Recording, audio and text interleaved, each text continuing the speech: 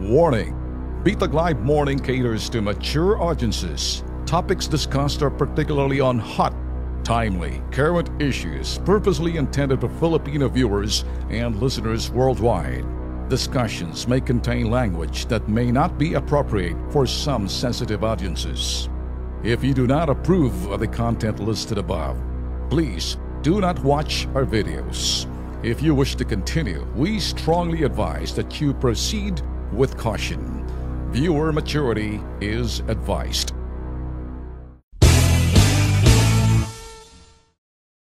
Kapag patuloy na lang ho, sunod-sunod hong issue rito, kapareho dito sa nangyari mga kidnapping dyan ho sa Koreano mga boss. Abay, nangyaring kasi eto, mga sasabihin ko sa inyo.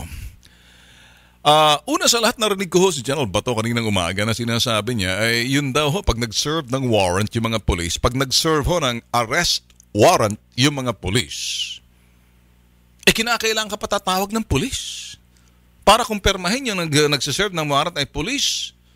Sa akin ho kasi para karapatan ho ng sinasabing aarestuhin sa pamamagitan ng arrest warrant na pwede ho siyang humiling na siya huy munang antayin, magtawag ng abogado, samahan hanggang sa presinto, samahan para makita yung sinasabing arrest warrant kung yan ba'y lihitimo or gawa-gawa o modus lang ng mga putok sa buhong naka-uniforme na ginagamit yung sinasabing imahe ng Philippine National Police. Isipin nyo nga naman kapag tapos magsiserve sila ng warrant, magsiserve sila ng warrant of arrest, naka-civilian. So, paano mo malaman kung itay totoong pulis o hindi? Sagot nga ho ni General Bato, tumawag ka ng pulis. Tumawag ka ng 117, tumawag ka ng 911, tumawag ka ng 8888 para tanungin yan. You can do that. Kaya lang ho, mas magandang malaman ang karapatan ho ni Juan de la Cruz na pwede ho kayong tumawag ng inyong kamag-anakan na tumawag ng abogado na sumunod papunta sa presinto na sigurado'y presintong patutunguhan lahat ho ng mga impormasyon kung sino yung nagsiserve, kung sino ho yung arresting officer na may dala ho ng warrant, kung ano mga pangalan ho nila, sila ho'y nakukunan ho ng cellphone kapag medyo ang kanilang sinasabi ho natin ay inaasal na parang ayaw nila, magduda na ho kayo.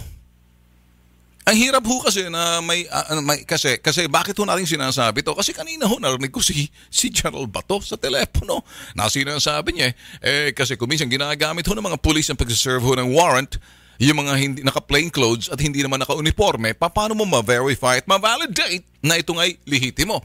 Isa ho yan sa sinasabi ho nating anti-modus. Ngayon, dapat ho turuan ho dapat manggagaling ho sa Philippine National Police how to stop the crime, how to spot the crime, how to spot the counterfeit from the legit. Yun hong importanteng malaman ho rito, how to manggagaling ho yan sa community relations ng police ho natin.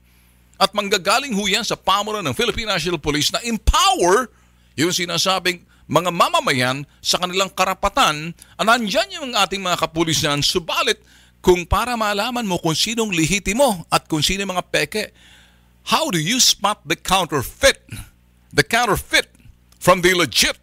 Yung peke sa lihitimo, paano? Manggagaling ho yan. Tuturuan ho dapat ng pulis. Ang pulis ho, dyan ho magsasabi niyan para malaman ng mamamayan. Paano kapag ikay sinerserve ng warrant, dumating nakasibilyan yung mga tao, kahit na naka-uniforme niyan, anong iyong magagawa at anong karapatan mo bilang isang individual subject for that arrest na pwede ka pa rin kumuha ng abogado at sumunod papuntang presinto kung saan man ikay dadalhin sa pita na yan at ikay mabisita. Hindi po pwede, sandali, kamin to, ilalagay sa akin. Huwag kang sumunod, diyan ka lang, tututukan kita naman, puputokan kita.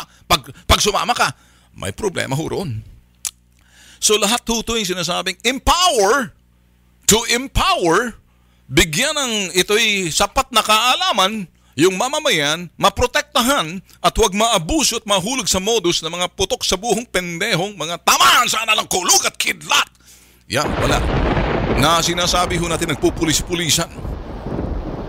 Ito ho manggagaling ho talaga sa Philippine National Police na dapat ho malaman ni Juan de la Cruz para nagkaroon ng kapanatagan sa taong bayan na hindi ho sila matatakot. Kasi kung titingnan ho natin dito, the fear is there.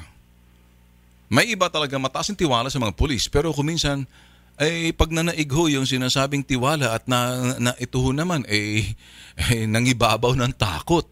Ibang usapan ho yan.